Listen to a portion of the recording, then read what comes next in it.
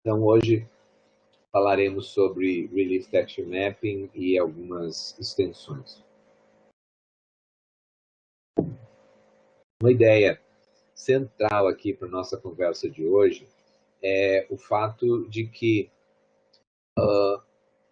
o mundo real, as estruturas do mundo real, em geral, elas são bastante complexas, principalmente do ponto de vista de textura, né? São muitos detalhes e, frequentemente, detalhes bastante sutis que fazem uma diferença bem grande em como a gente percebe os ambientes. Vamos lá.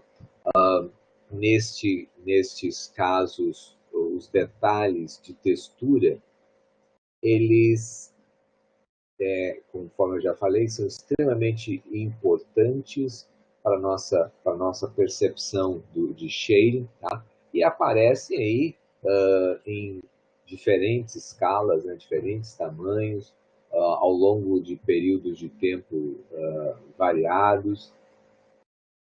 E é essa sutileza, dessa variação de claro e escuro que nos dá, entre outras coisas, uma percepção bastante grande das características da superfície e também do realismo aí da cena, né? Tá?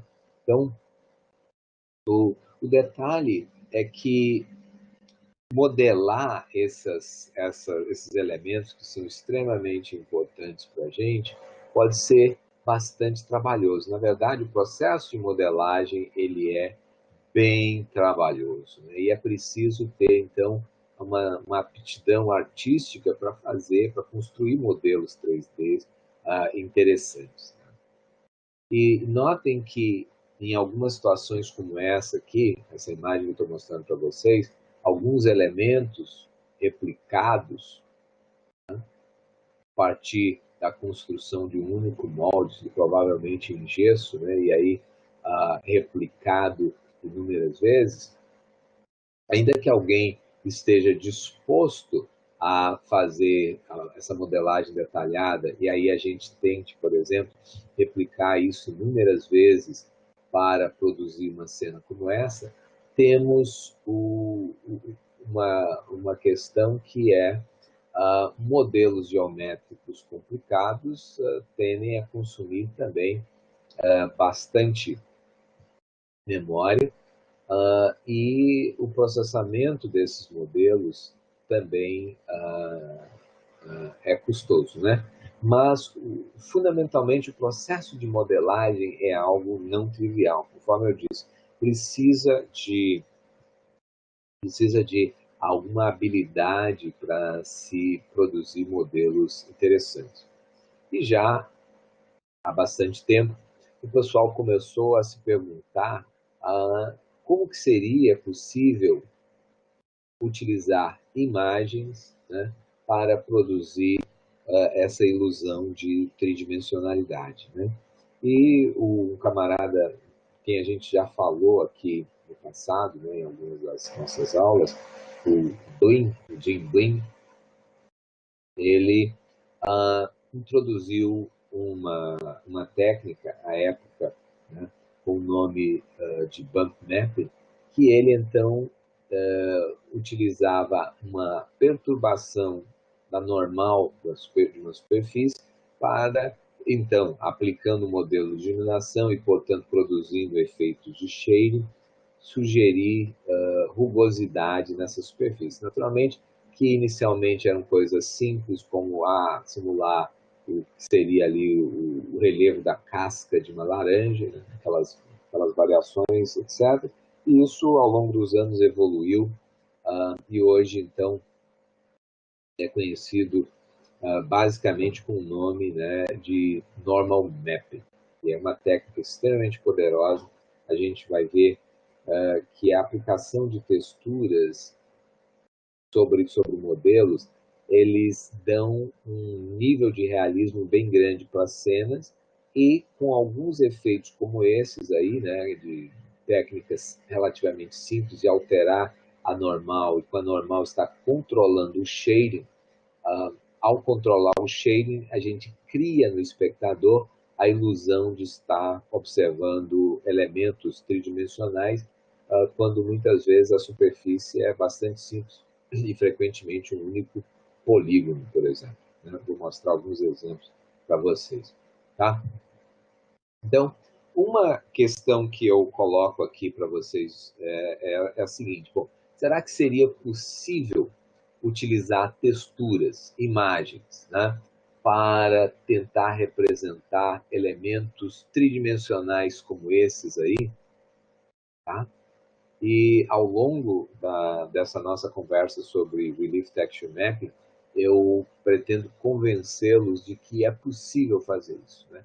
Mesmo com imagens bidimensionais, a gente pode utilizar tais imagens, tais texturas, para codificar informação que depois, durante o processo de renderização, a gente vai criar no espectador a ilusão de estar observando elementos volumétricos. Tá? Então, vamos lá. Bom, na verdade, essa noção, tudo que a gente vai estar discutindo aqui, passa muito por uma questão de shading, tá?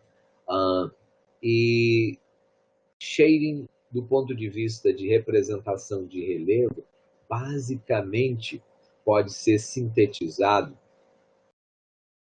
na ideia de que se eu tenho variações, por exemplo, de claro e escuro, isso induz no nosso cérebro a percepção de relevo, porque a gente tem a sensação de, opa, provavelmente tem alguma fonte de luz iluminando aquela superfície e as regiões escuras decorrem de regiões em sombra e as regiões claras, regiões iluminadas. Portanto, essas regiões mais escuras tendem a estar em indentações, em regiões mais profundas. Da onde que vem essa coisa? Do fato de que a humanidade evoluiu no planeta Terra com uma fonte de luz acima de nós, né? O Sol, e eventualmente produz, ao iluminar determinada superfície, regiões de sombra nas regiões mais internas, né? As cavernas, nas regiões abaixo de protuberâncias, etc. E, do ponto de vista de síntese de imagens, os registros mais antigos, no sentido de trabalhar isso, né, de renderizar, digamos assim, imagens de maneira sistemáticas, etc., controladas, e produzindo este tipo de efeito, essa ilusão de relevo, ao utilizar essa ideia de claro e escuro, né? Os registros que a gente tem são de que Rembrandt foi o primeiro cara a explorar esse negócio de maneira sistemática e consistente. Então, aqui um autorretrato do Rembrandt. Então, há quase 400 anos, o cara já então, sabia como fazer shading de relevo e tal, pincelando. Depois disso, um intervalo muito grande de tempo, quer dizer, claro, as pessoas passaram do ponto de vista de pintura a adotar essas técnicas, e aí o Blin, em 78, introduziu esse conceito que eu já comentei com vocês, de bump mapping, utilizando shading, né? A ideia era, opa, dado uma superfície, eu vou alterar a normal daquela superfície, e alterando a normal eu altero o shading, e alterando o shading eu vou produzir esses efeitos de claro e escuro, e, portanto, essa ideia de relevo. Tá? Surgiram depois técnicas como Displacement Mapping, onde você tem, na verdade, uma representação baseada em micropolígonos.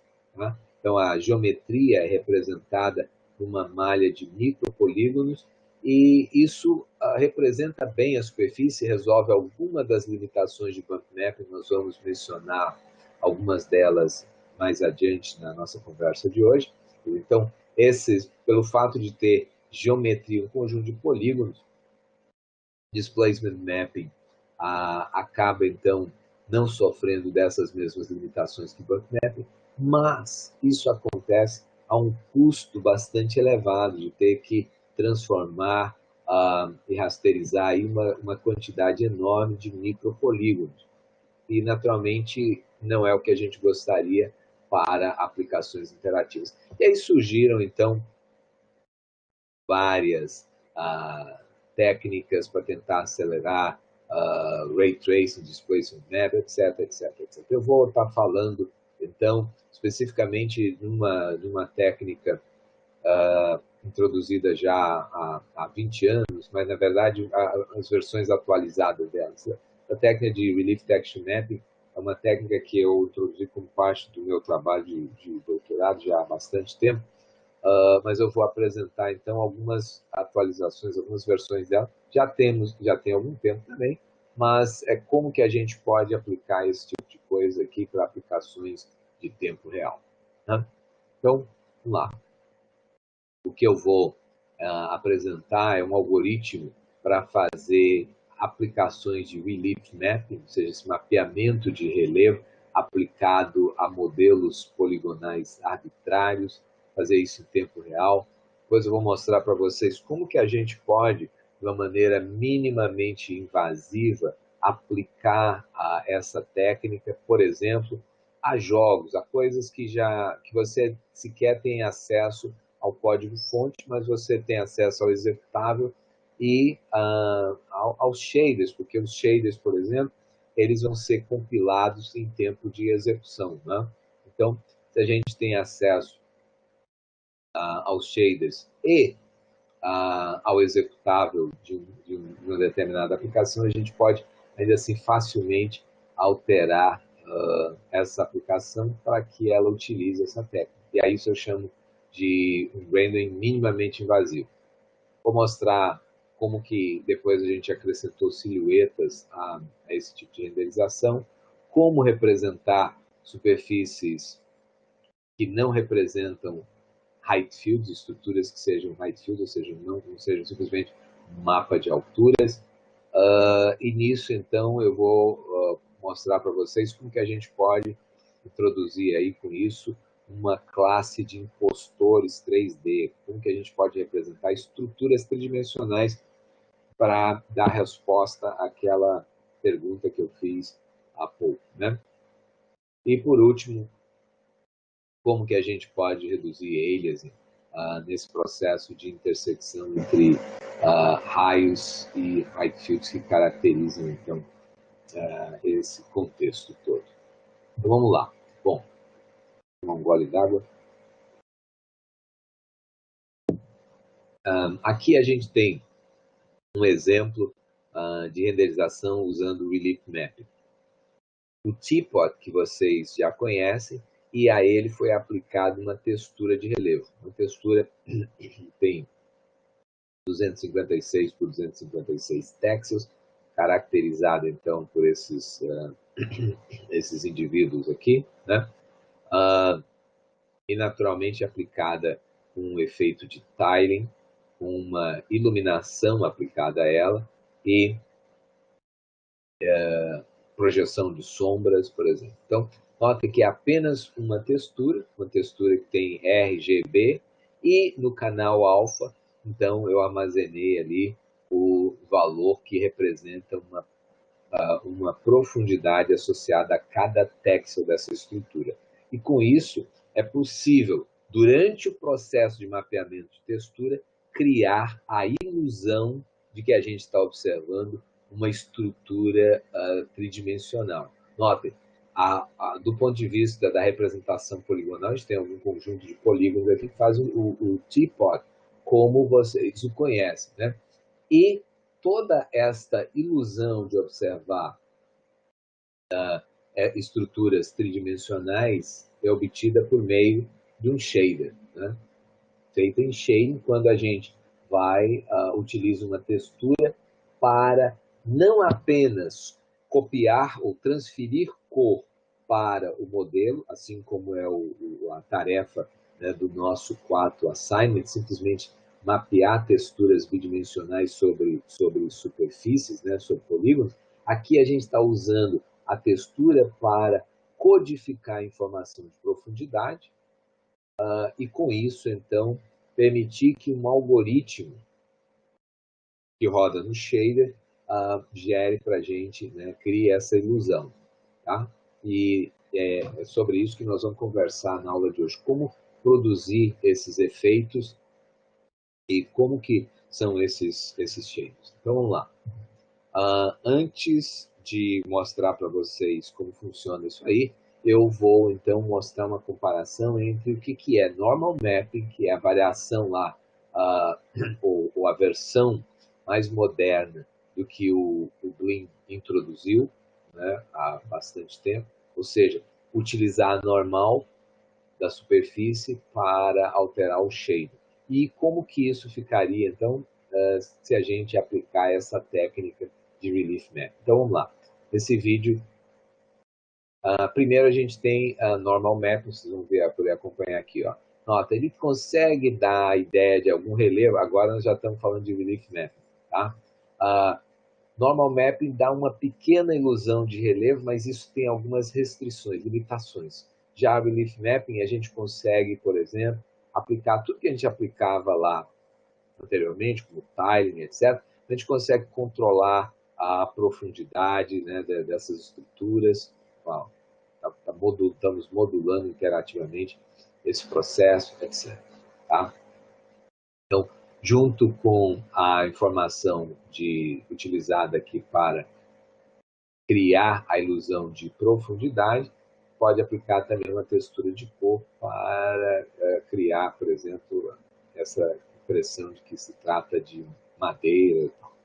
Bom, então vamos lá, ver como é que funciona isso. E pegando justamente esse exemplo da textura que foi utilizada ali e replicada, utilizada tanto no cubo quanto na esfera. Bom, o que é então uma textura de relevo? Como é que ela é representada? Ela é representada utilizando 32 bits, ou seja, RGB e alfa, tá? A informação, o conteúdo do RGB, na verdade, armazena aqui um normal map. Então, seria então a componente X, Y e Z da normal associada a cada ponto desse elemento aqui, né? Do que eu estou tentando representar. E a componente alfa armazena um mapa de profundidades. Tá? Então, para cada texel, eu tenho RGB armazenando, que seria então a normal, e alfa armazenando o mapa de profundidades. No caso específico dessa textura que vocês viram aplicada ali tanto ao cubo quanto àquela esfera, uma textura com apenas 256 por 256 texels, né? Extremamente pequena. Então, já falei para vocês, o Normal Map vai nas componentes RGB, o mapa de profundidade, então, vai no canal alfa, tá? E estes valores de profundidade aqui, eles são normalizados nesse intervalo, de 0 a 1. Durante o processo de renderização, a gente pode escalar esse valor, né, arbitrariamente, ali conforme vocês viram. Tá? Então, nós temos o valor 0, que corresponde à profundidade 0. Imagina, eu tenho um plano aqui de referência, onde eu vou aplicar essa textura. Se aquela estrutura está exatamente no plano, 0, e a máxima distância possível será, então, 1, tá? Mostrado aqui com um shading mais claro. Não que essa profundidade aqui seja 1, ela não é exatamente 1, né? Mas a gente pode estar escalando isso interativamente conforme a gente viu. Então tá, vamos ver como funciona essa coisa. O que é esse algoritmo para criar esta ilusão aí, né? Então, ele funciona num Fragment Shader e ele é baseado num processo de calcular a interseção de um raio de visão com um height field, né? Ou seja, um mapa de alturas ali. Então, tá. A gente vai fazer o seguinte, ó. Nós vamos estar considerando que este mapa de profundidade se encontra abaixo de uma superfície poligonal. Então, vamos entender por quê. Então, imagina que isso aqui seja uma seção, né? Eu fiz um corte da superfície poligonal e agora, então, vou botar aquela estrutura que representa lá o meu height field, ela se encontra naturalmente abaixo, né, no interior dessa superfície poligonal. Por quê? Porque para poder rasterizar alguma coisa, para poder renderizar, chamar um pixel shader e ele poder, então, aplicar o seu shading, é preciso que algum fragmento exista naquele pixel. Se eu colocar essa estrutura, digamos, acima da superfície poligonal, e alguém, e o observador, por exemplo, olha isso, né, desse ponto de vista, como não tem nenhum polígono ali para ser rasterizado, aquela estrutura simplesmente não existiria. Entretanto, se ela se encontra abaixo da superfície poligonal, antes de atingi-la, eu sempre terei que ter passado por algum polígono e, portanto, eu terei, no processo de rasterização, disparado um fragment shader que vai poder ser responsável pela renderização daquela estrutura. Tá, então, vamos lá. Nós temos algo assim. Neste caso, isso corresponde, por exemplo, a essa seção aqui, ó, que eu tentei representar, daquele nosso, da nossa textura de relevo, tá? Ok? Tentar fazer essa descrição mais concreta. Bom, e aí o seguinte, a gente vai tratar raios com o observador no contexto do espaço tangente. O espaço tangente é o espaço onde a gente está considerando um sistema de coordenadas, olha aqui, ó, mais um sistema de coordenadas associado, então, à superfície, né? Então, esse é o tipo de sistema de coordenadas, eixos, por exemplo, para x, y, z e tal, que a gente utiliza no contexto de geometria diferencial, né? Na verdade, a gente vai estar chamando esse sistema de coordenadas aqui, os seus eixos, a gente vai chamar de x, y, z, mas a gente vai chamar de normal, né, o vetor normal. Eu tenho um outro vetor que é a tangente, e eu tenho um terceiro vetor que chama binormal. Tá? Então, esses três vetores, normal, vetor tangente, vetor binormal, eles formam aqui um sistema de coordenadas, onde a normal, naturalmente, é sempre perpendicular ao plano tangente à superfície naquele ponto, e esse sistema de coordenadas, ele vai sempre se deslocando aqui com a superfície, né? Tá? Sempre coladinho.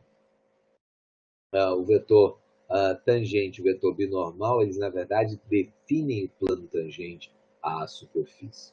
Bom, então tá. Neste contexto, trazendo, digamos, o observador para cá, imagina que eu agora tenho o observador, enxergo a cena e num dos pixels, por exemplo, eu tenho um elemento que, quando eu estava rasterizando, tinha coordenadas de texturas aqui, ST, associadas a esse ponto que eu marquei, identifiquei como A, esse ponto no polígono. Tá? Olha, isso aqui representaria, dada a posição do observador nesse contexto, um raio que entraria por essa superfície e seguiria nessa direção. Isso quer dizer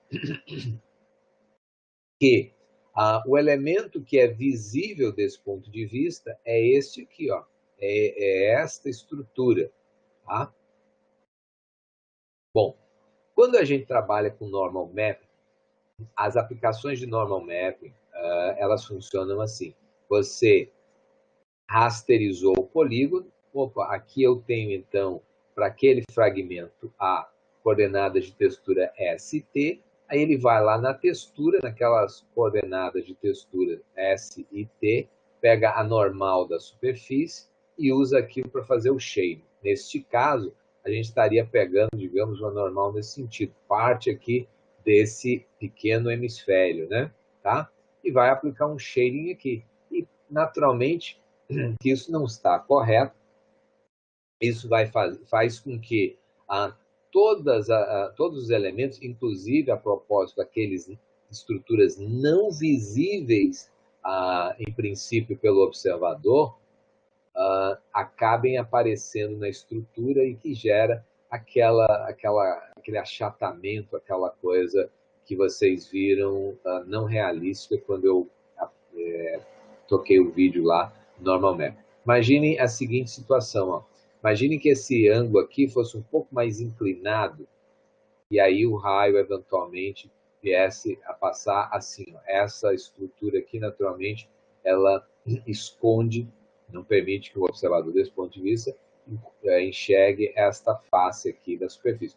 Mas aplicando normal mapping, quando a gente estivesse rasterizando, opa, tem coordenada de textura aqui, ST alguma coisa, eu vou lá, pego isso aqui e coloco, rasterizo, né, com um shading com a normal coincidente a normal desta posição aqui. Naturalmente, isso não está correto. E é isso que quebra o realismo. Então tá, no nosso caso, na técnica de Belief Texture Mapping, ao invés de estar pegando a coordenada associada à coordenada de textura, né, que foi interpolada durante o processo de rasterização e que, de um modo geral, é incorreta, o que nós vamos fazer é o seguinte, ó, é usar um processo o equivalente a um Ray Tracing aqui nesse espaço apenas de imagem, apenas com textura, não tem nada no espaço tridimensional. Nós vamos percorrer, calcular a interseção desse raio com os elementos da textura e encontrar essa interseção. E uma vez encontrada essa interseção, nós vamos usar a normal deste ponto aqui no fragmento A para calcular o shading. E isto vai criar uma ilusão de estarmos observando exatamente esta superfície aqui, tá? Essa estrutura tridimensional. É isto que cria a ilusão. Repito, o fato de aplicar no fragmento a normal, o shading com a normal, que seria a normal vista ao longo do raio se ele se prolongasse aqui. Ao utilizar, repito, por outro lado, uma normal como a técnica de normal mapping faz, eu acabo criando uma estrutura incorreta, porque todos os elementos aqui acabam sempre vistos, nunca existe oclusão e isso gera esse efeito de achatamento das coisas. Então, perde-se essa ideia de realismo. Bom, como é que a gente pode fazer, então, este cálculo de interseção?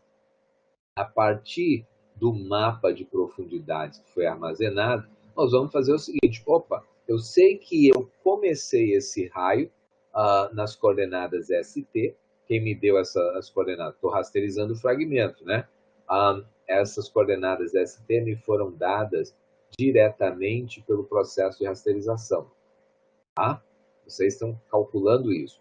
Bom, dado esse elemento aqui, essa posição, e dado que eu sei a posição do observador neste espaço tangente, eu posso agora calcular a direção do raio e, dada a altura que eu estabeleci em função justamente daquele fator de escala aplicado ao intervalo 0 a 1, né, para espichar ou comprimir a altura associada ao relevo, eu sei que, seguindo nessa direção e tendo uma altura de 0 a 1 escalada por um certo valor alfa, informado pelo usuário interativamente, eu vou, então, percorrer esse raio até chegar num ponto aqui com coordenadas UV, aqui em cima, né, na textura. Né?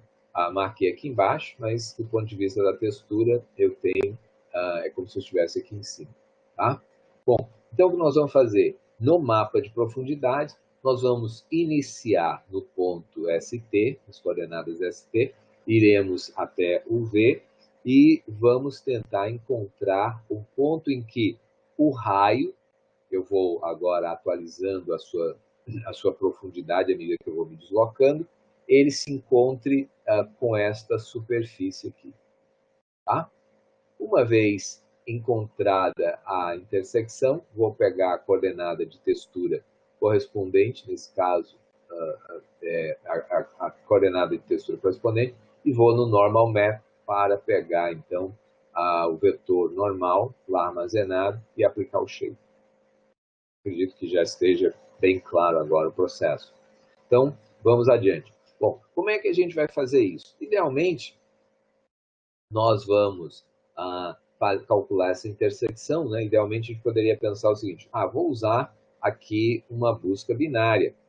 Isso vai me permitir acelerar esse processo. Dado ST e o V, eventualmente, eu vou fazer o seguinte, procuro o elemento intermediário, vejo se está acima, está abaixo, e vou nesse processo aí até encontrar a intersecção. Esse é um processo, como eu disse, que tende a convergir bastante rapidamente, né? E me dá resultados bastante precisos para a interseção. Então, idealmente, eu gostaria de fazer isso. Entretanto, uma busca binária ela pode me trazer problemas. Vamos entender por quê. Imagine o seguinte, que a gente tem uma configuração como essa, em que o elemento central, o elemento intermediário aqui, entre A e B, acontece numa situação já que perde, ou seja, que está além, perdeu toda essa componente da superfície. E aí, do ponto de vista do algoritmo, bom, eu sei que aqui eu estaria acima, ali eu estaria, assumindo que é um height field, estou abaixo da superfície.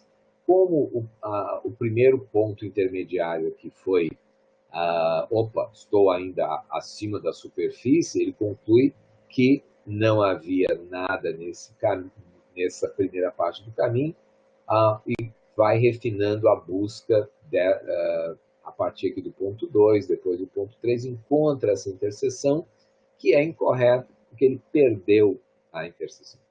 Okay? Então, esses grandes passos iniciais da busca binária, elas tendem a comprometer a qualidade ou a acurácia desse processo. Então, a gente precisa de um outro mecanismo. Muito embora a busca binária ela venha a ser fundamental para que a gente tenha o cálculo bem preciso da interseção, eu vou mostrar isso mais adiante, mas a gente já viu que de cara ela não é a coisa mais adequada, mais apropriada.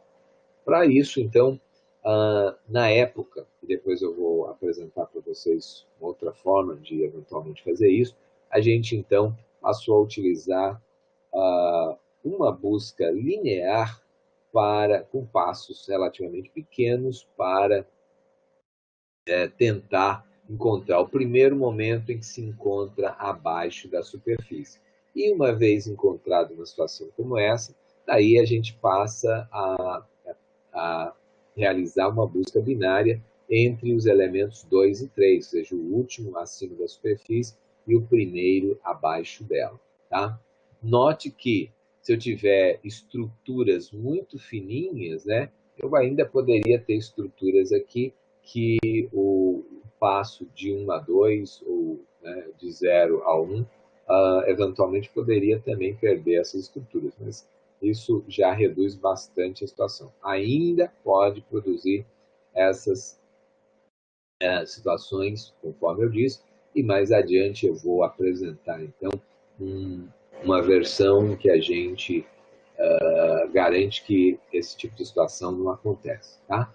Assumindo, entretanto, que esse passo delta é suficiente para que a gente não perca estruturas, a gente pode agora se perguntar, bom, e como que eu posso fazer para calcular iluminação, por exemplo, né? E aí ter aqueles efeitos de self-shadow. Suponha, por exemplo, que a gente encontrou esse ponto como sendo a interseção, para verificar se aquele elemento da superfície, né, da textura de relevo, deve ser iluminado ou deve permanecer em sombra, tudo que a gente precisa ter é a fonte de luz também representada nesse mesmo espaço tangente. Tá? Traçando um raio aqui, por exemplo, daquele ponto para a fonte de luz, a gente vai poder verificar se um raio, então, que vem nesse sentido, ele atinge algum elemento, alguma superfície, antes de chegar ao ponto em questão, ao ponto que o observador está vendo. Uma coisa, né, bem semelhante ao que a gente já viu para cálculos de sombra em geral. Notem que, neste caso, tudo que eu preciso saber é se o ponto, se esse raio intercepta alguma coisa ao longo do caminho. Eu não preciso identificar exatamente onde está essa interseção, onde ocorre essa interseção. Tá? Porque isso vai resultar, então, em aplicar uma função de iluminação e calcular um shading para este camarada aqui, com a sua normal. Naturalmente, isso tudo vai ser colocado aqui. Ó. O fragmento corresponde a um elemento deste polígono. Polígono que abaixo dele tem a estrutura de relevo. Ok? Então, veja bem, eu só preciso daquele passo, por exemplo, da busca linear, para saber se eventualmente eu cruzei alguma superfície, ou seja, me encontro abaixo aqui e ainda não cheguei no meu destino. Tá, a propósito, como é que eu sei que eu cruzei ou não cruzei? Lembrem, voltando aqui, para caso não tenha ficado muito não tenha ficado claro para vocês, essa estrutura tem valores associados, né? E aí a gente vai estar comparando, eu repito, a profundidade do raio com o valor armazenado lá nos texels, certo? Então, os valores mais claros são os valores mais profundos, mais escuros, os mais rasos, e aí a gente vai, a cada, para encontrar esse processo, a gente vai, então, passando texel a texel e verificando, então, se estou abaixo de alguma superfície, né, aqui representada ou não. Vamos voltar rapidamente. Ok, então tá. Bom, sabendo agora como calcular iluminação e sombreamento, vamos ver o seguinte, ó. Vamos ver como ficaria a integração dessa noção de um texture map polygon, ou um polígono com mapeamento de textura de relevo, se a gente tentar combinar com outros elementos da cena, com outras geometrias. Neste caso em particular, esta textura de relevo ela foi aplicada a um quadrilátero, no caso, dois triângulos. E aí, a geometria associada a ela é esta que, notem, eu tenho a impressão de estar observando uma estrutura mais profunda aqui, relevo, etc. Mas do ponto de vista daquele rasterizador, e portanto do seu Z-buffer, aqui tem um plano. Tá? São dois triângulos. E quando a gente, então, renderiza outros elementos, a gente acaba tendo, por conta do Z-buffer, uma situação como essa, tá? Sem fazer correção de profundidade. Uma coisa que a gente já discutiu na nossa disciplina é que um fragment shader ele tem fundamentalmente a função de definir a cor daquele fragmento, né? Seja aplicando um shading diretamente à cor de uma estrutura, ou seja, ou combinando com textura, né? A função principal dele é fazer a determinação da cor do fragmento, e uma função que ele também pode executar é a atualização do Z-buffer. A gente pode atualizar também no Fragment Shader o valor de Z associado.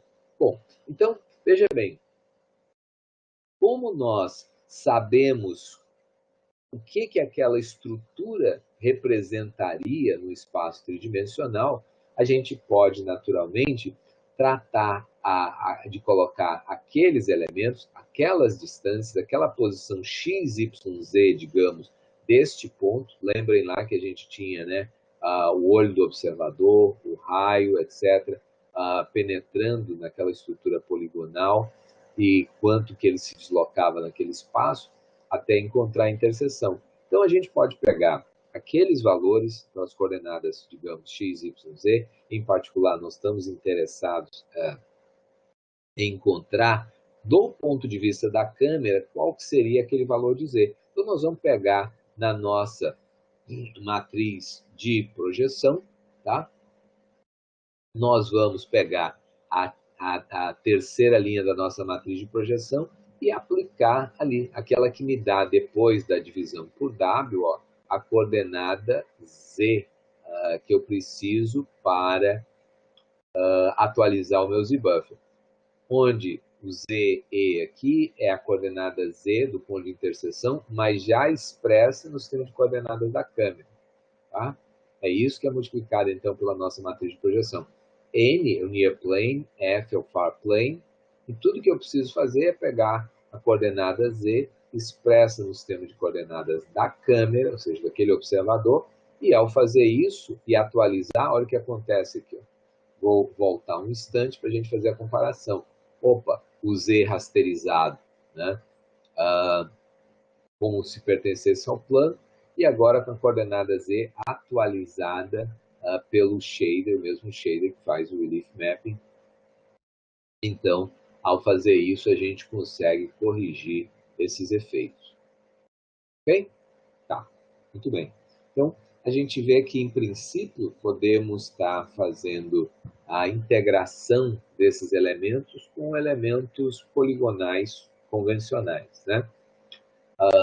Uma questão interessante seria a gente fazer uma comparação com aquelas técnicas que eu comentei. Chamei aqui de bump mapping, porque é o nome original dado pelo Blin, mas isso aqui é normal mapping. E aí vocês entendem agora aquelas distorções que eu falava. Ó.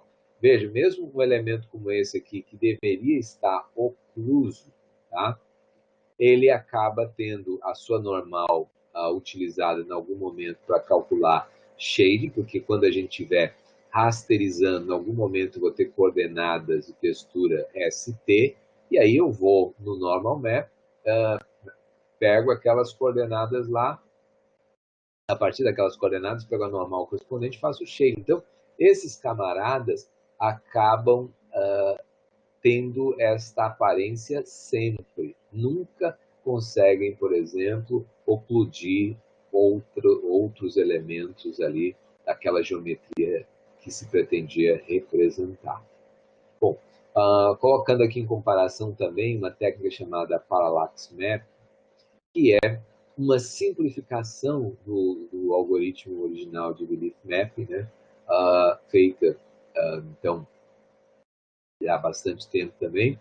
É uma aproximação, mas, como eu disse, é uma simplificação que acelera a renderização da técnica, a minha técnica original, mas ela é incorreta, né? Ela não produz resultados corretos, mas produz resultados bastante rápidos. Se você está tratando com texturas que não são muito fáceis de você prever exatamente que elas deveriam, como a imagem deveria aparecer, por exemplo, uma coisa irregular, que nem algumas pedras, alguma coisa, poderia ser, a princípio, qualquer coisa, você consegue alguns efeitos que você diz, passa, né? Mas não são corretos do ponto de vista projetivo, nem do ponto de vista geométrico, né? Então tá, aqui é Relief Mapping com Self-Shadow. A propósito, Bump Mapping, em princípio, não suporta shadows, né? E sempre as estruturas estão limitadas àquelas coisas muito baixinhas, assim, as variações pequenas de relevo, justamente por conta desse tipo de limitação, né? Existe uma técnica chamada Horizon Mapping, que se propõe a produzir sombras, é uma outra técnica que você pode combinar com shadow mapping para tentar produzir, então, algumas sombras. Mas, de novo, repito, isso aqui é sempre restrito a pequenas variações. Se você tentar olhar mais de frente desse camarada, você vai perceber que ele é plano. Né? Não tem, de fato, a protuberância. Bom, aqui é uma representação, uma comparação ainda relativamente simples, porque a gente tem um único polígono com essa textura mapeada, né? O ideal seria a gente tentar comparar com a geometria mesmo, né, com a displacement map. Então, aqui a gente tem uma comparação de um cubo, onde cada face aqui foi discretizada em 20 mil triângulos, né? Uma geometria de 20 mil triângulos para cada uma das faces. E aqui a gente tem, então, o modelo equivalente com o leaf map, são 6 faces, 2 triângulos cada um e aquela textura de relevo. Tá? No caso, para produzir essas sombras, foi utilizado um shadow volume, né, uma sombra volumétrica. A gente já discutiu na aula passada como que se faz este cálculo, né, como se faz shadow mapping, shadow volume. E aqui, então, utilizando aquele algoritmo que eu descrevi para vocês para produzir sombra, né? Não foi sequer um shadow mapping, o esquema de verificar as interseções que eu falei para vocês. Tá. Notem, essa comparação é importante porque geometria é o nosso padrão ouro, né? E aqui nós temos pouquíssima geometria, portanto, pouca rasterização poucas transformação, né?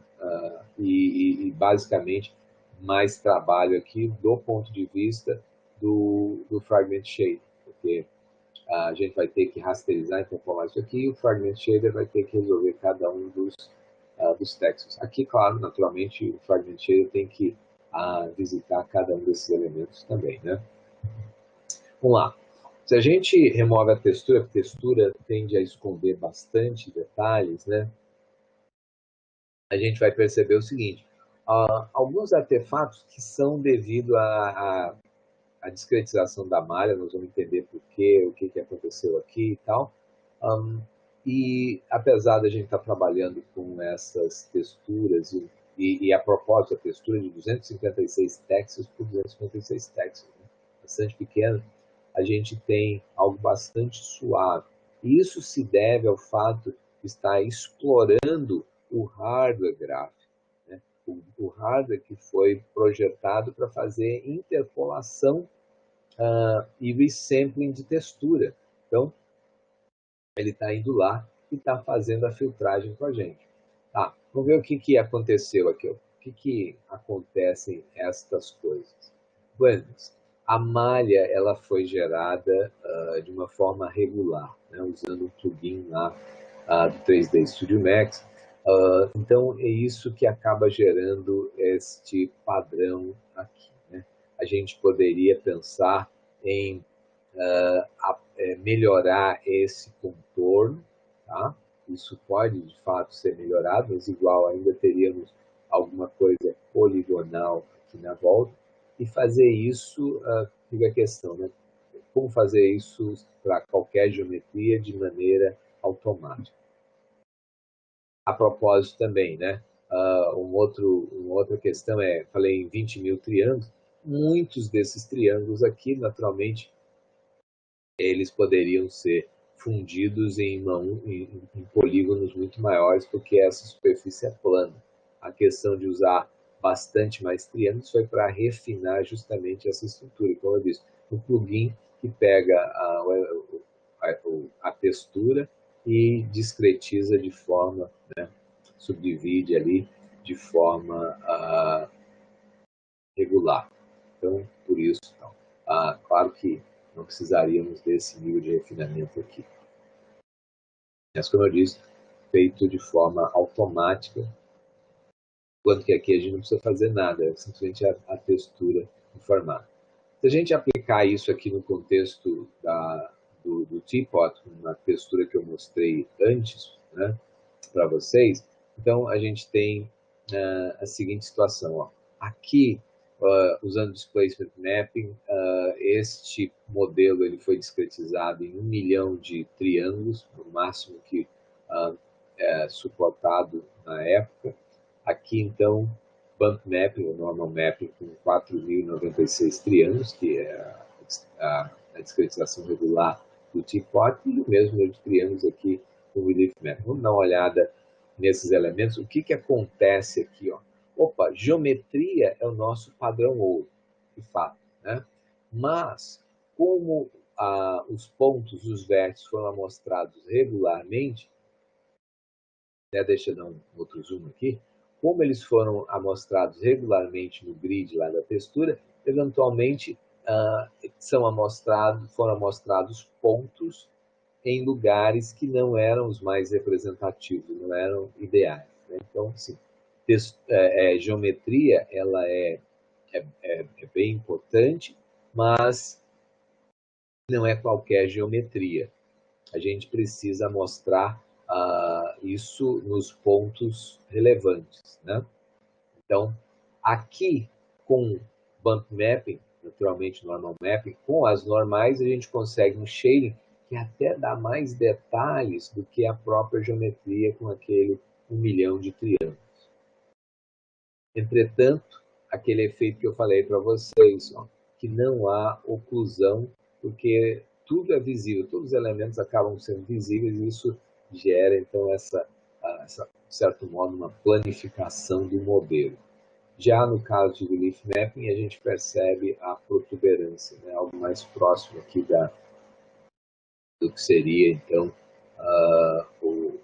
a geometria. Notem que não é exatamente o mesmo ponto de vista, essas coisas são um tanto diferentes. Isso aqui foi gerado, então, lá com o plugin do 3D Studio Max, isso aqui foi renderizado, então, na nossa aplicação, tentando reproduzir aquele ponto de vista, né? Então, esses dois pontos de vista aqui são coincidentes, mas não o mais da esquerda. Tá? O detalhe, então, a gente percebe, apesar da textura de 256 por 256 texels, a gente percebe bastante detalhes aqui, né? Mais do que a gente consegue obter em casos como esse.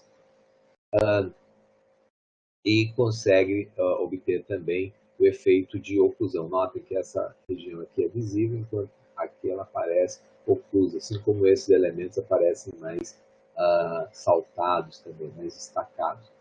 Uma coisa que a gente observa aqui, ó, certo aliasing, é aquela história, estruturas fininhas, elas podem ser, às vezes, parecer em sombra, às vezes iluminadas, né, por conta daquele passo constante lá da busca linear. Ok, então vamos lá. Eu falei para vocês, então, da possibilidade de aplicar isso diretamente em outras aplicações baseadas em normal mapping. Notem que o pessoal que produz jogos tende a produzir modelos bastante simplificados, alguns poucos polígonos, para que a coisa fique bastante leve, e muitas texturas produzidas por artistas. E por que esses elementos são a geometria é bastante simplificada, se utiliza normal maps para tentar melhorar a questão do shape. Bom, a época, o jogo, a época que a gente fez esse trabalho, em 2006, ele faz bastante tempo, o jogo mais popular era esse aí chamado Doom 3, e ele, então, as pessoas para jogar, então, tinham o executável, tinha os shaders no assembler lá, da GPU a ser utilizado e tal. E então o que a gente fez foi o seguinte, pegamos esse jogo, alteramos os shaders para que, ao invés de normal mapping, ele passasse a utilizar Relief Mapping. Então, ao invés de encontrou a textura lá, né, a coordenada de textura, devolve aquela normal, o que a gente está fazendo é o seguinte, faz aquele interseção do raio com o nosso mapa de profundidades, né? E aí devolve então uma outra coordenada de textura. Basicamente mudamos o módulo ali, que ao invés de tá retornando a textura que o rasterizador teria dado, a gente ia lá e alterava então isso por um outro valor para fazer o shade. Uma outra coisa é que a gente precisou gerar mapas de profundidade para esses normal maps, né? Então a gente utilizou a variação das normais para ir estimando, começo no zero e aí se a normal está apontando assim eu tenho uma superfície que é sempre perpendicular a ela, e fomos então construindo um mapa de normais, um mapa de profundidade associado a cada normal. Bom, vou mostrar aqui para vocês então agora. Primeiro sempre vou rodar o jogo original, tá? A versão original do jogo, e a gente salvou o caminho e depois tocava com a nossa versão. E isso vocês veem a captura da tela aí em tempo real. Então vamos lá. É que o jogo, observem essa estrutura aqui que tem uma certa protrusão, né? Ela sobe um pouco ali. Agora a nossa versão, observem como o objeto parece se destacar muito mais, né? Igual, observem essas estruturas aqui com o normal map, bastante, à medida que você vai vendo mais de lado, mais obliquamente, elas vão quase que desaparecendo. Agora a versão com Relief Mapping, então vocês observem aí, que dá uma ilusão, né, bem maior, está observando melhor. E agora essas estruturas aqui também, né, no caso do jogo original, seguida pela versão com Relief.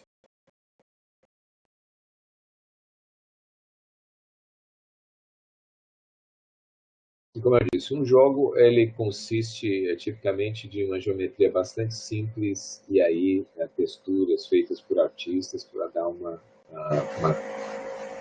qualidade ao resultado. Bom, a gente pode, num esquema como esse aí, fazer close-ups extremos, né, até essa é uma textura um pouco maior, de 512 por 512, mas vejam quão próximo se chegou e tal.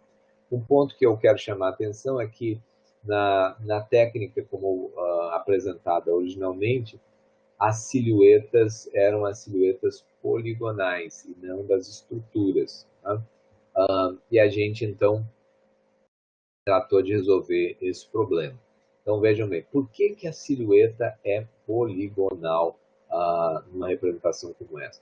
Notem, a textura é replicada, né, tileable, e aí o seguinte, quando você chega no limite de um bloquinho desse de textura, se o raio eventualmente sai aqui pela lateral, o que você poderia imaginar? Então não atingiu a textura, eu devo agora, digamos, né, matar esse fragmento, kill the fragment, né?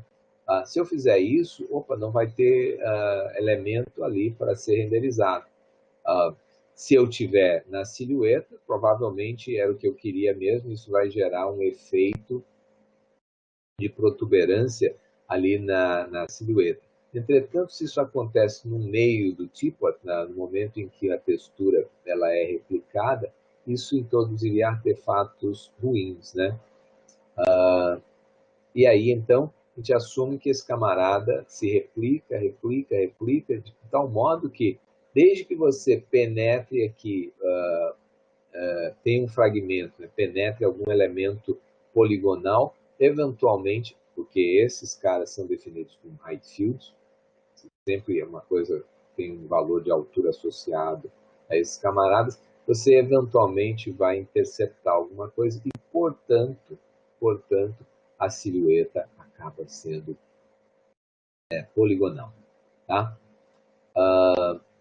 Mas isso naturalmente não é o que a gente gostaria de ter, e aí nós trabalhamos em melhorar, aprimorar esse método de tal modo que a gente pudesse representar silhuetas adequadamente. Notem que vocês veem aqui em vermelho a malha poligonal e abaixo dela, então, a renderização do teapot com aquela textura, e aqui a gente vê, então, claramente os detalhes de relevo respeitados. Assim também como aqui no cilindro, onde aquela outra textura foi aplicada. A gente consegue perceber, então, esses elementos aqui se sobressaindo ao que seria a silhueta apenas de um cilindro, né?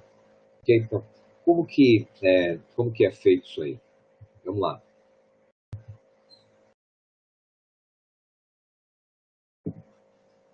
Eu falei para vocês há pouco, né? Que a gente tem as situações em que um raio eventualmente intercepta na superfície, a gente chama isso um hit, e ele pode também, eventualmente, não se deparar com a superfície, e a gente chama isso de um miss. Se a gente decide que a saída pela lateral desse bloquinho, imagine esse bloquinho como sendo o bloco que contém aquela textura de relevo, uma réplica, uma cópia daquilo lá. Isso caracteriza um miss, e aí deveria ser descartado, mas a gente viu que isso pode causar problema, e isso causa, de fato, problema, mas porque a gente está fazendo uma consideração aqui incorreta, que é o seguinte: a assumption incorreta aqui é que, por exemplo, o raio penetrou neste ponto, né, onde eu tenho um espaço tangente, eu tenho uma normal e tenho uma tangente aqui. Isso foi essa representação assume que o plano tangente à superfície ele continua inalterado. E aí esse raio acabou seguindo esse caminho aqui. Mas na prática, se a superfície é curva, e aqui eu tenho uma representação um pouco grosseira, né, para isso, um warping dessa estrutura, note o que acontece. Ó.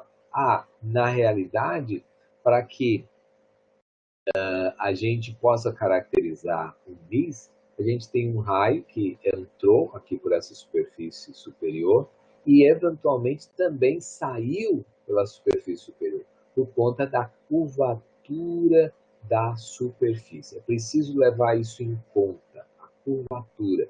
E, portanto, a gente tem que estar, a cada momento, obtendo a profundidade do raio com respeito à superfície, né? E eventualmente ela pode voltar a ser zero e o raio sai. Esse é um caso em que o MIS é correto, né? É apropriado e vai produzir as silhuetas que a gente gostaria, conforme eu mostrei para vocês em exemplo. Então, como que a gente faz isso?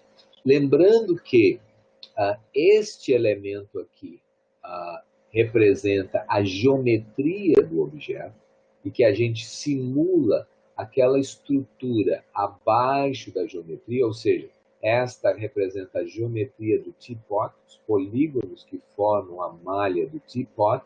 A gente tem que ser capaz de tratar isso neste contexto. Tá? Então, bom, como é que a gente tratou esse problema? Vamos lá. Nós vamos verificar, né, se o raio se encontra abaixo dessa superfície ou se ele saiu, do seguinte modo. Para cada vértice do modelo geométrico, nós vamos estimar o que seria uma geometria no entorno, daquela vizinhança lá. Por exemplo, eu tenho um vértice aqui, tenho outros vizinhos lá que formam, quem sabe, um triangle fan, lá eu tenho todos os polígonos que compartilham aquele vértice, e a gente vai pegar esse conjunto de camaradas lá, fazer essa vizinhança, onde o camarada é o centro dessa vizinhança. Né? Tenho aqui muito como desenhar, mas imagina assim, tem um vértice, aqui outros vértices formam vários triângulos, dos quais aquele elemento em questão, o vértice em questão, ele é compartilhado por todos. Tá? Vai estar no centro de cada uma dessas estruturas. Bom, a gente, para aproximar esta geometria, nós vamos fazer o seguinte, ó, nós vamos fazer um fitting para aquela vizinhança centrada no vértice em questão, e vamos fazer isso para cada um dos vértices. Nós vamos aproximar isso usando uma superfície quádrica, como esta aqui, ó. Tá? Então, dadas as coordenadas x e y do ponto, ele tem associado a si uma certa altura, ou deslocamento z. Então, pensa isso no plano, x e y tem uma altura z associada. E a gente modelou, então, esta superfície com esta equação. Ela poderia, naturalmente, ter mais termos aqui, c vezes xy mais d vezes x mais e vezes y mais um termo constante. Tem uma equação mais completa. Mas lembrem-se, isso aqui acaba sendo agora mais atributo, são novos atributos associados a cada um dos vértices, que a gente precisará passar para o Fragment Shader para ele avaliar esta representação. Avaliar a profundidade do raio com respeito a essas estruturas que foram estimadas lá no Fragment Shader. O que acontece, então, é o seguinte, a gente vai pré-computar a malha, certo? Para o modelo geométrico, para cada um dos vértices, nós vamos fazer uma aproximação usando essa expressão. Ela é simples, mas é capaz de representar paraboloides, né, paraboloide hiperbólico aqui como essa cela, né, essas estruturas planares, etc. E só requer 2 coeficientes, menos atributos para a gente passar lá para o nosso pipeline. Okay? Bom, como é que faz isso? Eu vou pegar, então, o vértice e os seus vizinhos, vou subtrair de todas as coordenadas do vértice em questão, de tal modo que ele estará sempre em 0, 0, 0, e aí eu tenho as coordenadas relativas dos demais vizinhos com respeito a ele, então, estando na origem. Bom, tendo isso, veja a forma da equação, z igual a ax ao quadrado mais by ao quadrado. Então, a gente vai resolver isso usando uma solução de least squares. Dado essa coisa, eu posso representar de forma matricial assim, eu vou ter as coordenadas de um dos vértices, né, dos vizinhos do camarada lá, e eu tenho, então, x1 ao quadrado mais y1 ao quadrado aqui, vezes AB, tem que dar o valor do z daquele camarada depois de ajustado para que o vértice em questão esteja na origem. Tenho esse sistema de equações aqui, estou interessado em resolver AB. Notem que eu tenho aqui, em geral, um número de linhas muito maior do que 2. Né? Então, para resolver esse sistema, a gente precisa, então, aplicar uma solução típica de least squares. Eu multiplico, então, isso aqui pela transposta, ok? Dos dois lados. Agora, como eu tenho a transposta, essa se torna uma matriz quadrada, esse produto aqui se torna quadrado, e logo eu posso calcular a inversa dessa matriz quadrada aí e multiplicar tudo isso. Ao fazer isso, o que acontece é que eu multipliquei pela transposta e depois pela inversa da transposta pela própria matriz.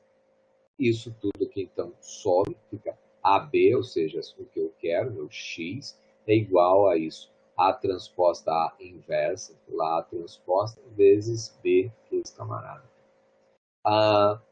Esta matriz aqui, né, pré-multiplicada pela sua transposta, resulta numa matriz 2 por 2. Ela tem apenas 2 colunas. Então, resulta numa matriz 2 por 2. Calcular a sua inversa é super tranquilo, né?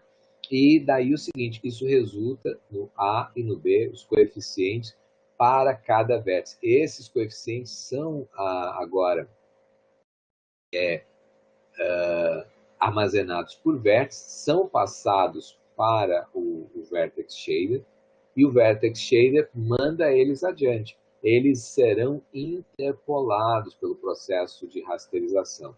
Lá no Fragment Shader, vou obter valores A e B que resultam da interpolação dos 3 A's e B's dos vértices, respectivamente, né, que formam o polígono que define aquele fragmento, tá? E aí, vou usar, então, estas expressões aqui para ver, quão profundamente com respeito a isso o meu raio se encontra, ver se o meu raio saiu dessa estrutura, dessa superfície. Tá? Vamos ver como é que fica o resultado desse aí. Ó. Vamos lá.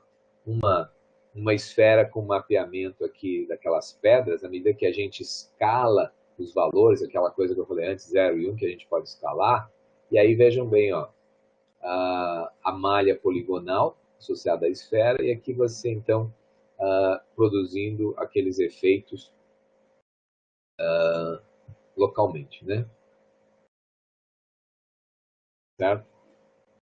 Modulando a profundidade aí do relevo.